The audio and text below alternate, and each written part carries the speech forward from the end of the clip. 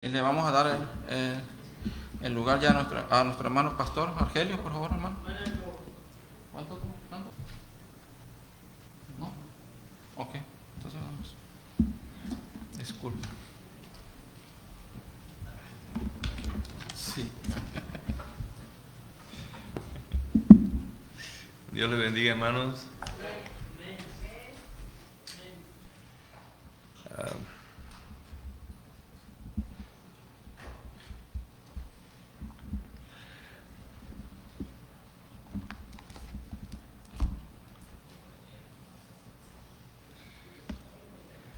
Bien, vamos a continuar con el libro de Hechos. Vamos al capítulo 5.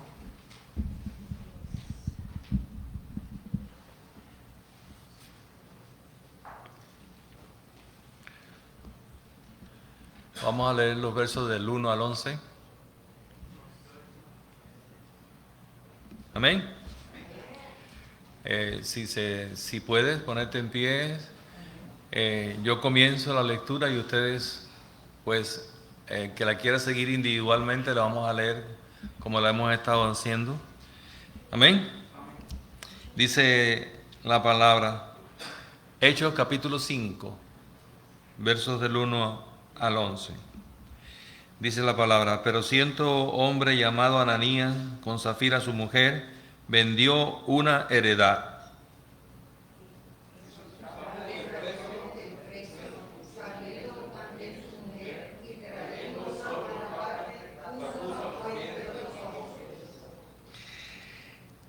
Y dijo Pedro, Ananías, ¿por qué llenó Satanás tu corazón para que mintieses al Espíritu Santo y sustrajeses del precio de la heredad?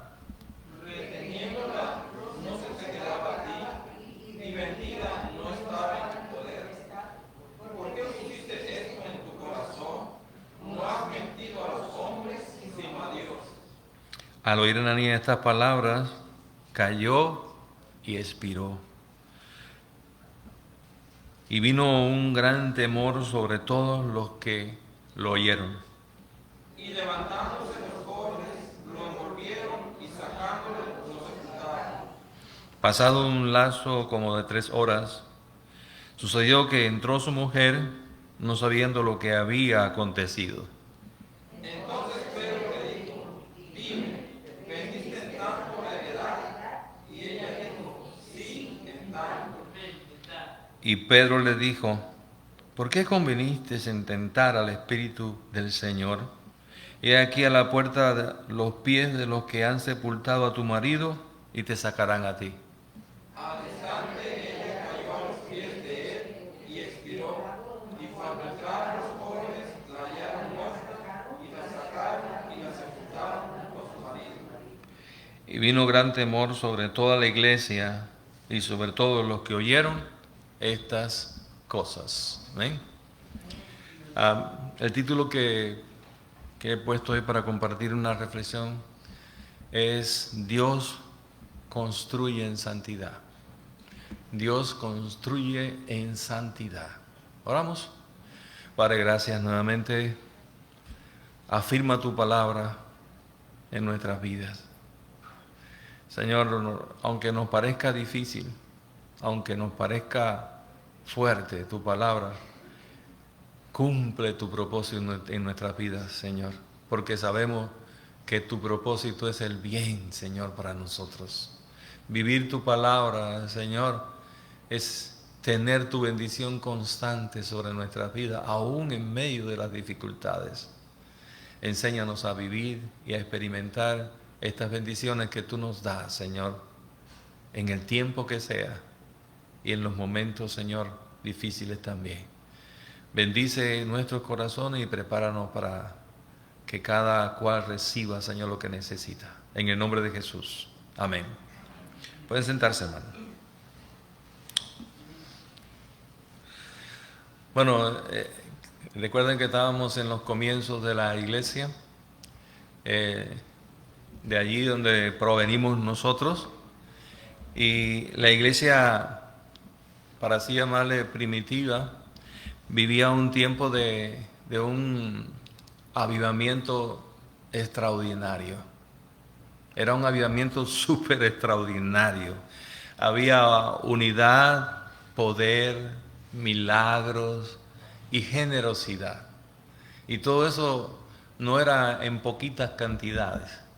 Eso se estaba desbordando constantemente de la iglesia. Y no era solamente para ese núcleo de la iglesia, esa congregación, sino que se desbordaba a la ciudad.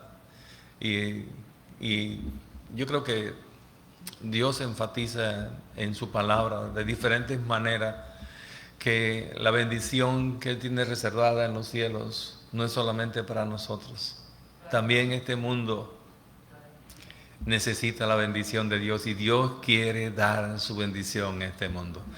Pero la reciben tanto los de adentro como los de afuera, aquellos que abren su corazón para recibirla. Aquí estamos, Señor, para recibir esto que tú diste desde el principio y que tienes reservado para aquellos que creen en ti y para aquellos que abren sus corazones. Y mientras todo esto se desarrollaba, mientras el Espíritu Santo obraba con libertad, para así decirlo, en medio de todo aquel pueblo de Jerusalén, Satanás también intentaba infiltrarse para corromper la pureza espiritual del pueblo de Dios.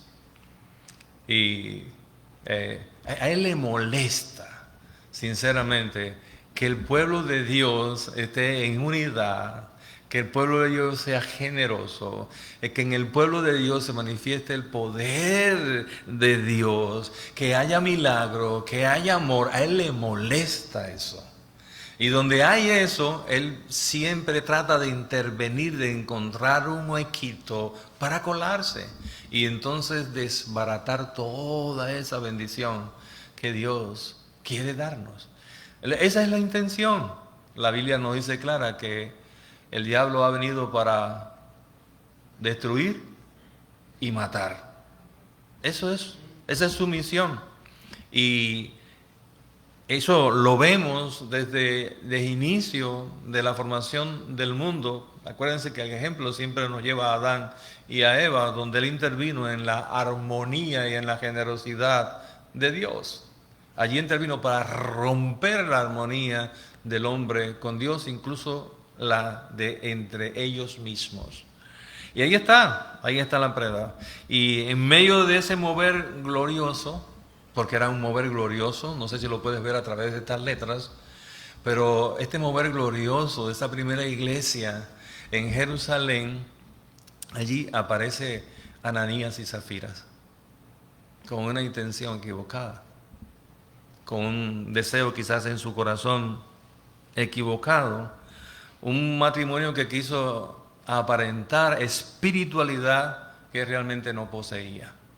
Al hacer este acto de dar, fingiendo que lo habían dado todo, fingiendo que ellos también eran igual que Bernabé, el texto que acabábamos de leer. Y no robaron dinero a los hombres. Ese no fue su problema, porque el dinero era de ellos. La heredad le pertenecía a ellos. Ellos no robaron dinero en ninguna manera. Ellos lo que hicieron fue intentar mentirle a Dios. Eso fue lo que hicieron. Y entonces eso es muy peligroso. Y este pasaje nos enseña que Dios no solamente observa nuestras acciones públicas. Esto es lo que trata de forma indirecta de enseñarnos este pasaje, y es que Dios no solamente observa lo de afuera, Dios observa lo de ¿qué? Lo de dentro de nuestro corazón.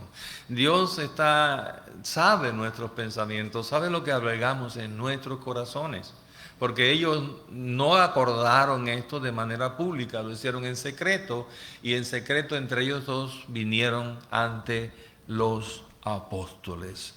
Dios, hermanos míos, demanda una vida de integridad. Esa es la demanda de Dios. Yo les decía a mis hermanos el viernes que si Dios nos llamó a salvación, pero el llamado después de la salvación esa santificación. Y de ahí, después de nuestra salvación, de ahí adelante, el proceso que resta para caminarnos o para caminar con Dios es el proceso de santificación. Aunque Él posicionalmente nos declara santo, nosotros vamos adquiriendo esa santidad real en nuestras vidas a través de ese proceso de santificación. Pero realmente Dios nos ha llamado a santificarnos, a cambiarnos. ¿Se recuerdan que en el mensaje anterior les dije, Dios nos ha llamado a una vida ¿qué? Nueva? Y precisamente esa es la vida que encontramos en las manos de Dios. Una vida santa, porque Él es ¿qué? Santo. Y debido a eso, y debido a esa demanda de la integridad de nuestras vidas delante de Dios, aprendemos algo también. Y es que el pecado es quitado, no puede existir delante de la presencia de Dios. Ese es el problema. Y el deseo con el que Dios juzga el pecado es precisamente eso, porque nosotros no podemos estar con el pecado delante de Dios, no nos va a aceptar de esa manera. Por eso el sacrificio de Jesús se hizo urgente para todos nosotros los pecadores, porque por medio de su sacrificio Él nos aceptó y ahora nos santifica para Él, porque Él está haciendo un pueblo para Él, un pueblo suyo, un pueblo con sus características. Eso es lo que está haciendo Dios, eso es lo que está formando Dios. Pero quiero decirle que todo tiene un comienzo. Todo tiene un comienzo y el pecado nace en el corazón. Ahí es donde nace el pecado. El pecado florece y hace raíces dentro de nosotros, no fuera de nosotros. Y esto es lo que estamos viendo a través de este pasaje en Ananías y Zafira. Antes de manifestarse externamente el pecado siempre comienza internamente en un corazón, escuchen, que se aparta de la verdad. Ahí es donde el pecado empieza a surgir. ¿Por qué? Porque la verdad es lo que no deja que el pecado tome fuerza en nuestras vidas. Las tentaciones a nuestra vida van a venir. Sí. Yo creo que vamos a tener tentaciones donde quiera que estemos. Aún estando solos vamos a tener tentaciones porque somos tentados desde nuestro interior, desde allá adentro. Pero la verdad de Dios, cuando la tomamos y la colocamos dentro de nosotros, es la que aplaca y vence la tentación y destruye el pecado. Eso es lo que pasa. Por eso una persona que se aparta de la verdad, que no conoce la verdad, no tiene cómo defenderse del pecado. Si apartamos la verdad, lo perdemos todo, prácticamente todo. Y eso, de cierta manera, es lo que busca Satanás. Un corazón apartado de la verdad. Él busca esa oportunidad para colarse, podríamos decirle, un corazón dispuesto. ¿Qué es lo que es un corazón dispuesto? Un corazón que no se sujeta a la verdad de Dios. Y eso él está constantemente buscándolo. Ese es su trabajo. Para cuando lo ve, y no lo ve como Dios lo ve. Vamos a hacer un paréntesis aquí.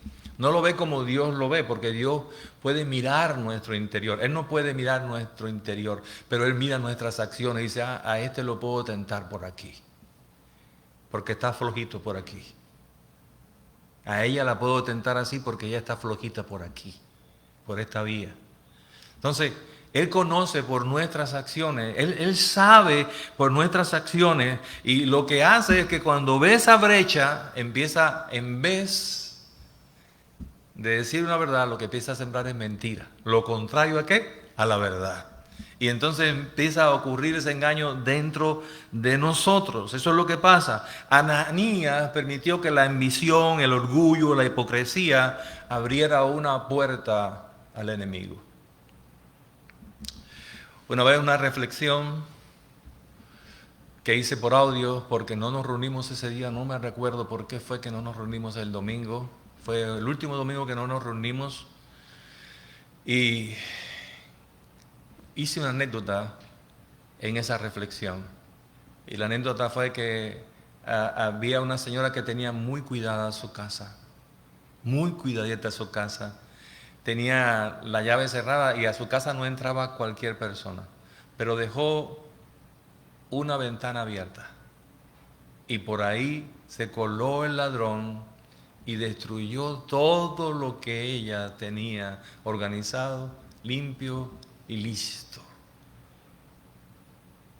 Una ventana, un espacio pequeño basta para que él se cuele y nos haga pasar un mal rato, hermanos míos. Hermano, otra cosa que vemos en Ananías y Zafira es la hipocresía de presentarse delante de los apóstoles con una idea completamente distinta a la realidad de lo que ellos estaban haciendo. Y la hipocresía es otra de las cosas que abre la puerta al enemigo. Porque la hipocresía es algo que mostramos que no somos. Algo que decimos que tenemos que en realidad no lo tenemos.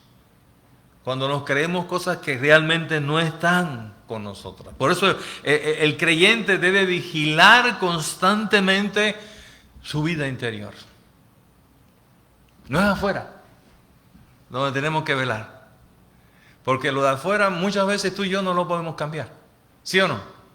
Yo creo que un 98,9% no podemos cambiar las cosas que están a nuestro alrededor. Pero sí podemos velar y cambiar las cosas que están ¿dónde? En nuestro interior. Sí, eso sí lo podemos manejar, eso sí lo podemos alimentar.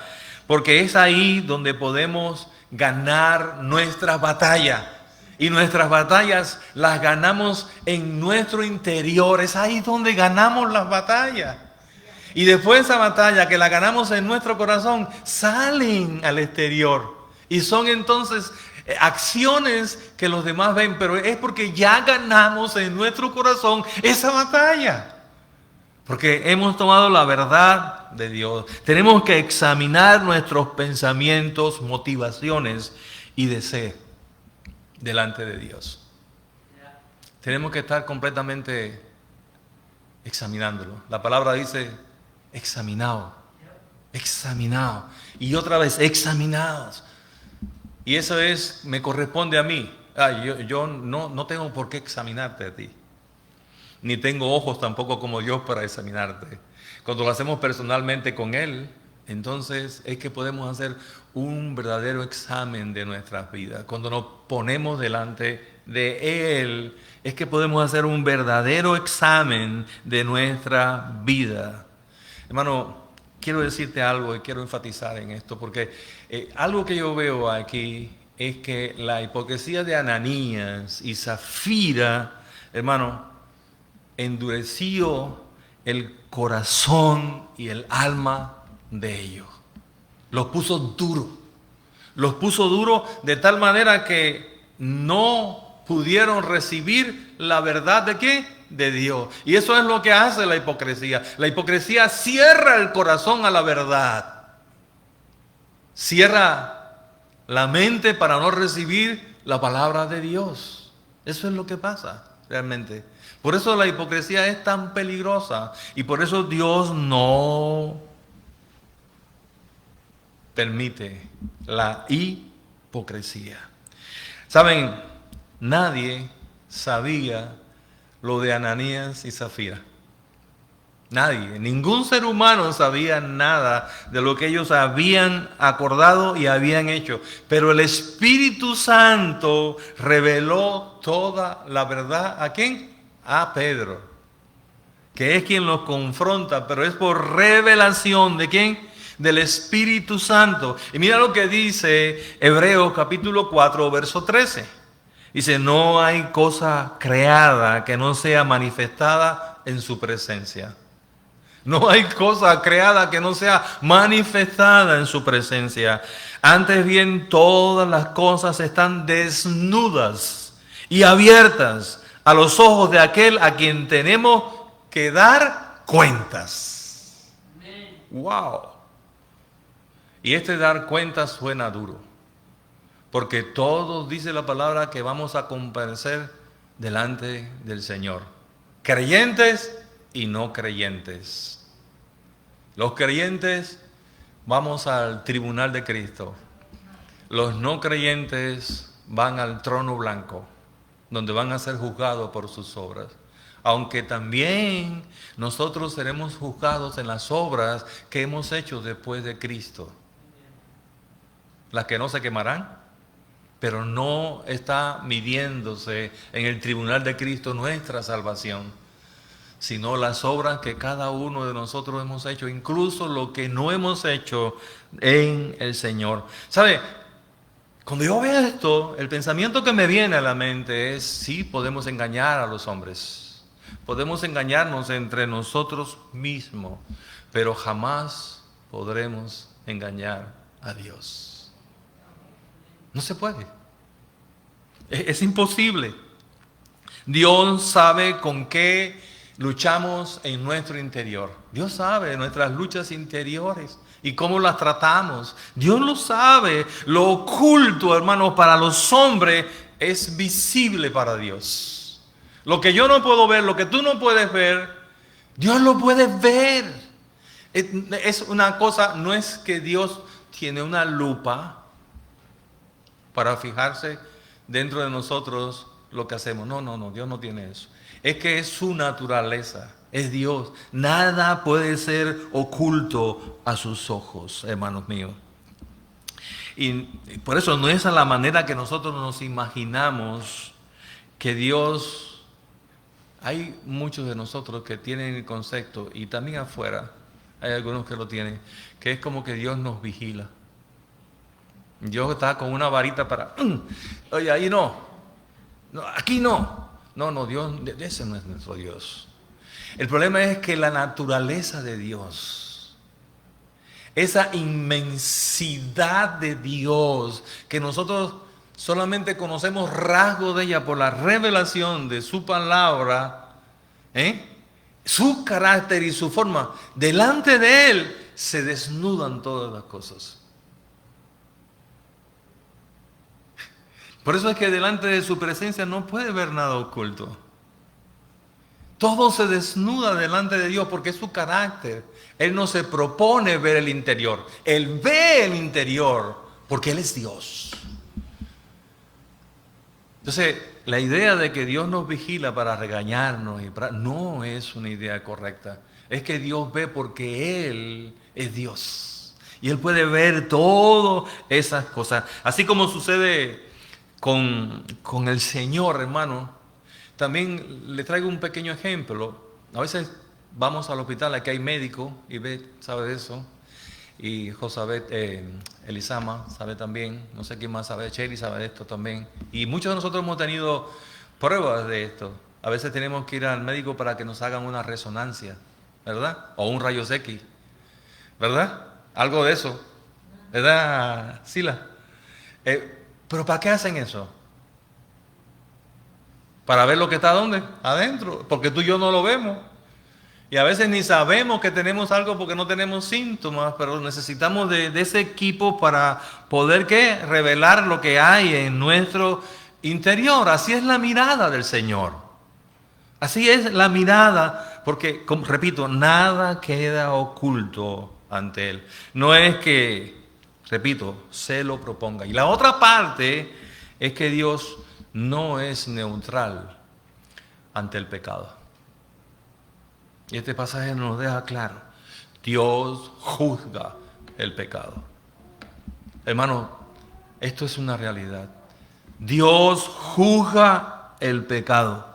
Dios hará todo para preservar la pureza de su pueblo.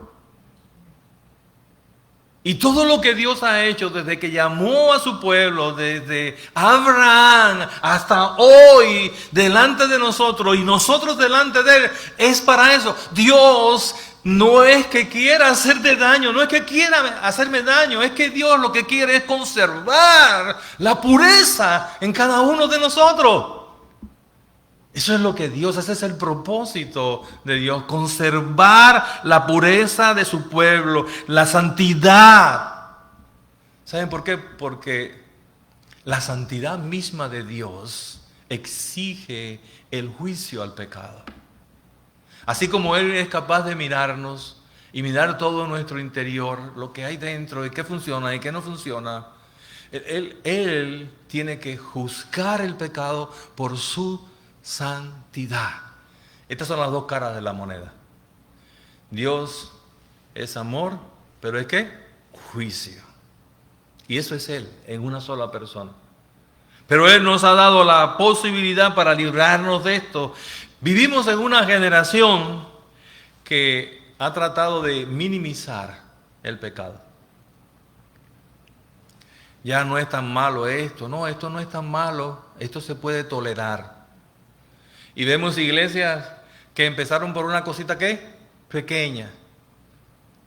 Pero al final terminaron ¿qué? Fuera del propósito de ¿qué? De Dios. Porque abandonaron su verdad. Sencillamente eso. Es como un jugador que tiene que lograr cierta meta, pero la meta la pone él, no la pone el dueño del lugar al que él tiene que entrar. Entonces, ustedes han visto estos saltadores que se elevan para saltar una varilla, ¿verdad? ¿Lo han visto en los deportes? ¿Cómo se llama? ¿Cómo se llama? Salto alto. La garrocha que cogen la mano y saltan. Pero hay uno que salta solo y brinca la varilla. Bueno, imagínense que para una competencia, cuando se comienza una competencia, cuando esos tipos de jugadores van a comenzar una competencia, comienzan por una medida. Y la medida no la ponen ellos. La medida la ponen ¿quién? Los árbitros. Porque buscan una medida. Y a partir de ahí es que se empieza a desarrollar ¿qué? La competencia. No, Dios tiene una medida. Y quiero decirte que Dios no la ha movido desde el principio que Él nos creó.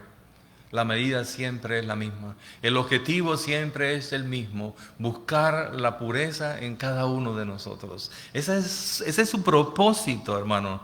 Así, es exactamente esto. El mundo minimiza el pecado para entonces decir, bueno, si pongo la varilla abajo, yo puedo saltar hasta de pie. Hasta de pie la puedo saltar. Pero eso no es lo que Dios quiere.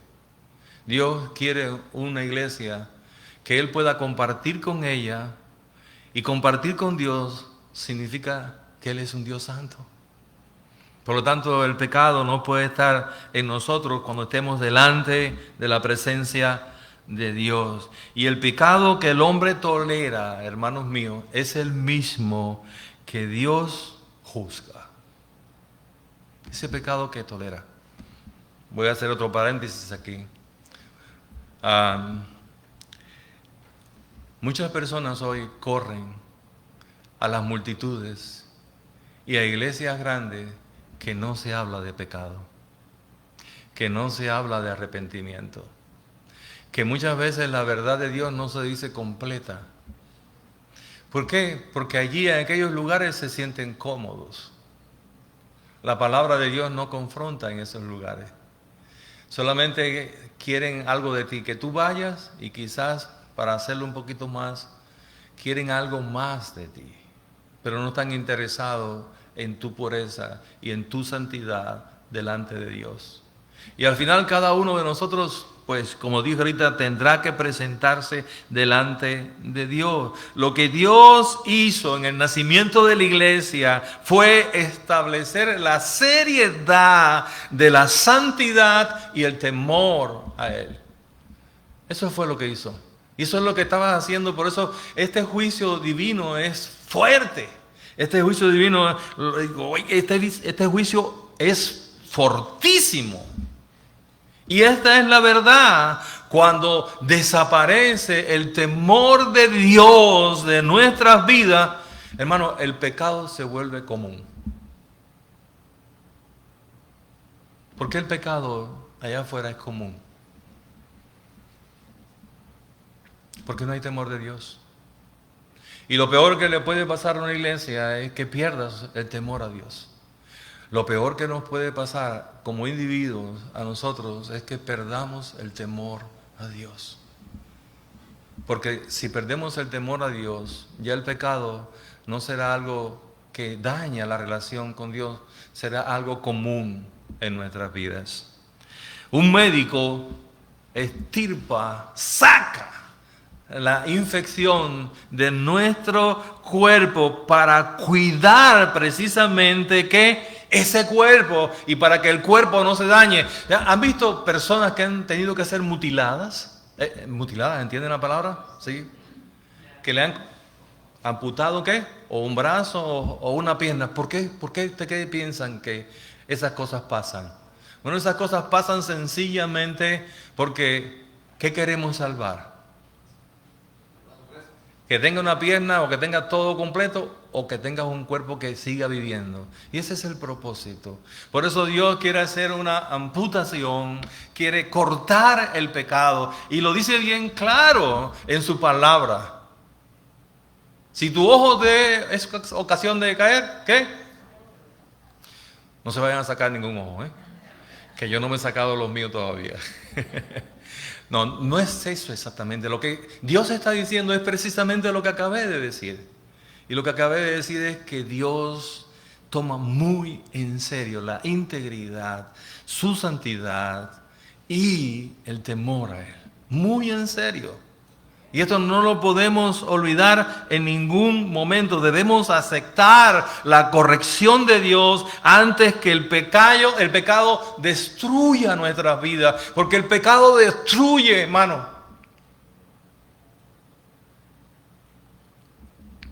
Y sabemos, y con lástima lo decimos, que todos aquellos que no vengan a Cristo Jesús serán juzgados eternamente.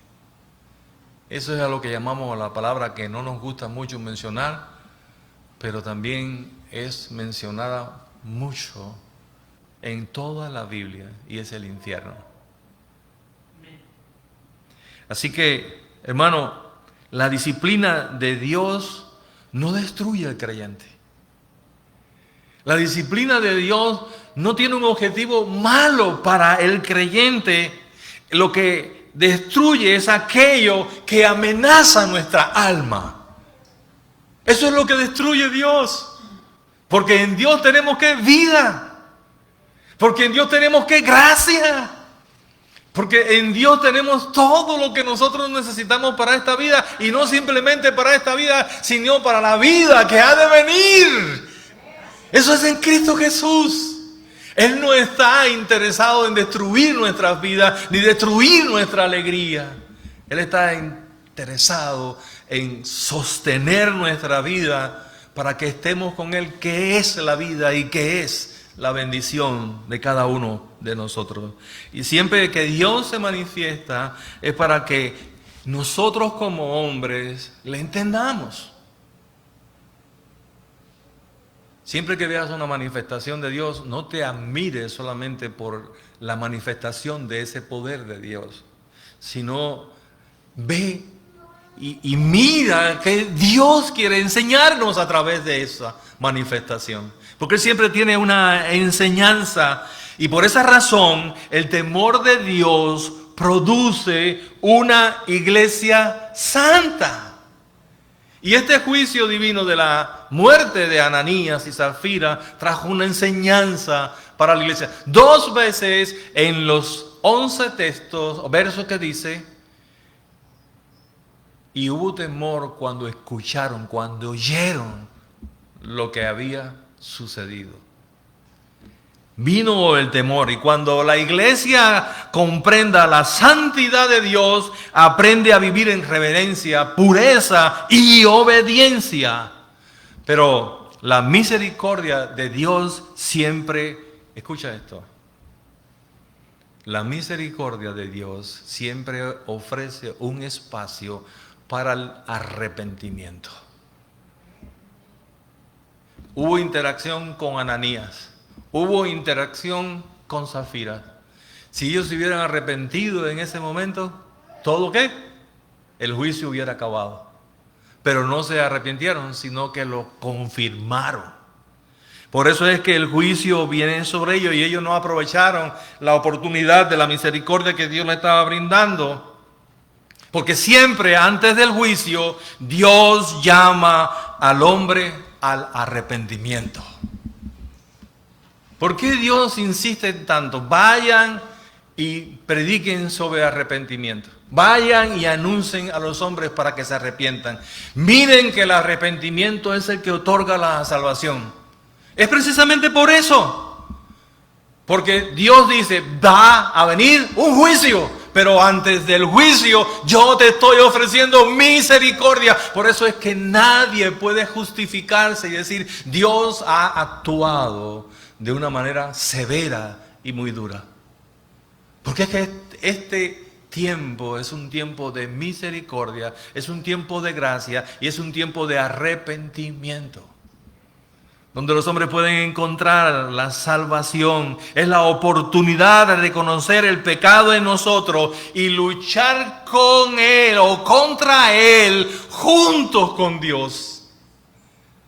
Esa es la gran oportunidad. Esa es la gracia de Dios que nos hace santos, hermanos míos. Esa es la gracia de Dios que nos santifica constantemente. Esa es la gracia que Dios quiere operar en su iglesia. Su santidad. Una iglesia que teme a Dios vive con más pureza, poder y obediencia. El verso 11, se los leo, dice, y vino gran temor sobre toda la iglesia y sobre todos los que oyeron estas cosas. Dice que hubo ¿qué? Gran temor. Bueno, nosotros los latinos lo dijéramos de otra manera. Esto no es un jueguito. No es una casa que armamos para jugar a la casita. No, esto es serio. Esto es muy serio, hermanos míos. Por eso es que el evangelio no lo podemos diluir. Por eso es que la palabra no la podemos diluir. Y aunque pese en nosotros, ella siempre va a traer vida en nosotros. Siempre va a traer vida. En otras palabras, hermanos míos, el temor de Dios, grabe esto y lléveselo con usted. El temor de Dios es el guardián de nuestra santidad. El temor a Dios es el guardián de nuestra santidad. Si tienes temor a Dios y lo estás ejerciendo en tu vida está guardada en santidad. Y eso es lo que este texto nos transmite de manera súper general. Intencionalmente está colocado este texto después de haber mirado el texto donde Bernabé, que fue llamado hijo de consolación, que con pureza y sinceridad de corazón presentó su heredad completa. Y era un hombre que se dedicaba a ver las necesidades de los otros. Ese hombre tenía el temor de Dios y el temor de Dios era el guardián de su santidad. No se te olvide eso, llévatelo. Apuntémoslo por ahí. ¿Tienes un lápiz que escriba ahí en tu corazón? ¿No tienes un lápiz que escriba ahí en tu corazón para poner esto? Si no tienes un lápiz que escriba en tu corazón, abre tu corazón y dile, Señor, escríbelo aquí. Porque tú sí puedes escribir en mi corazón. Amén. Y ponle ahí, el temor a Dios es el guardián de mi santidad.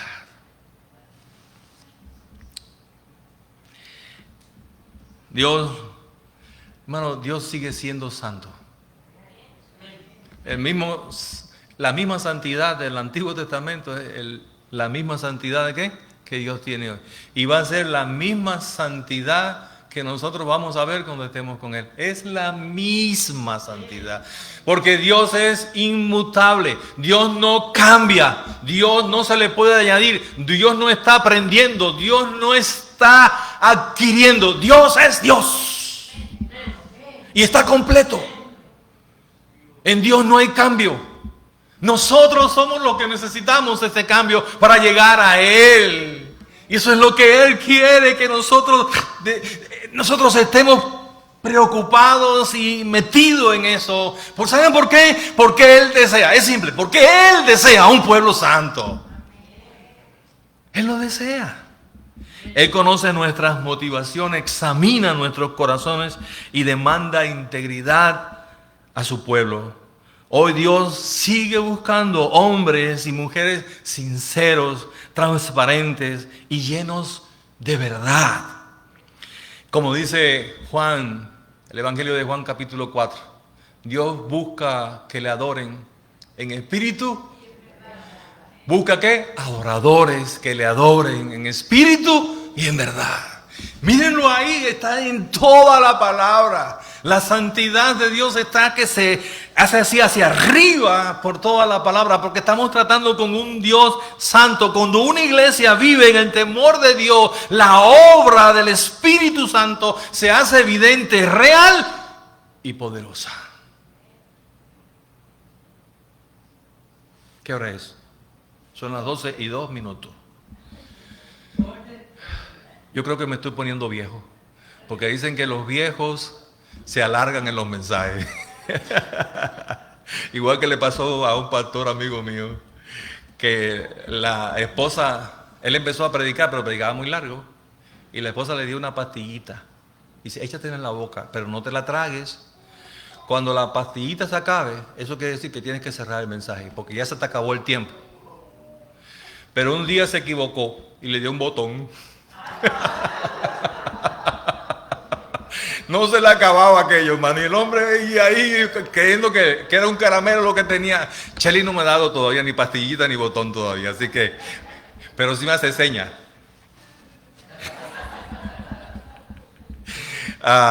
Pero hermano, es que me gusta terminar una idea. No es que me guste hablar, es que me gusta terminar una idea. Miren, no sé si conocen a una monja convertida a Cristo, Teresa de Calcuta, es muy famosa, ¿la conocen?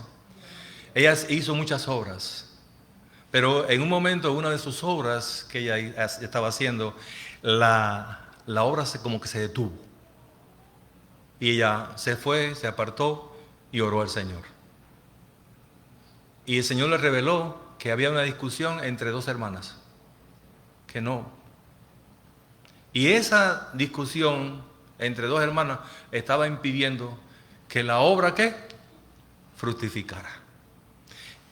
Y yo creo que por eso es que Dios interviene con tanta fuerza a veces sobre nuestras vidas. Y a veces decimos, ay, pero ¿por qué le pasó eso?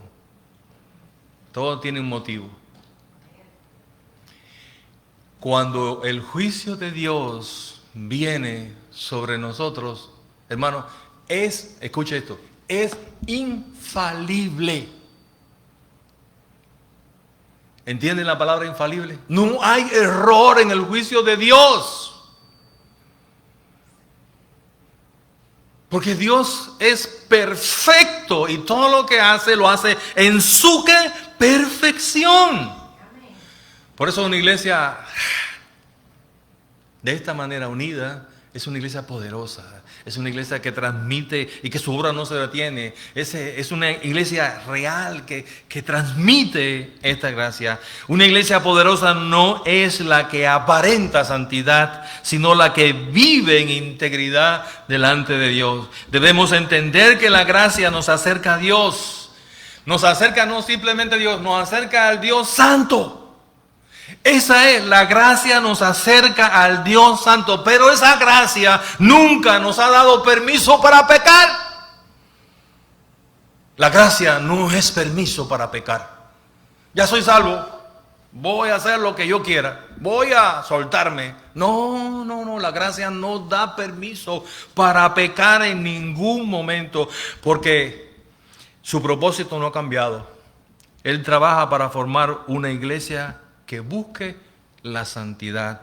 Y eso debe estar siempre en nuestra mente. Cuando aparezca cualquier pensamiento que no sea de Dios, lucharemos hasta que el Señor lo quite por completo. Y así le adoremos siempre y para siempre. Y seamos esa iglesia que Él busca para glorificarse en todas nuestras vidas. Que el Señor nos bendiga.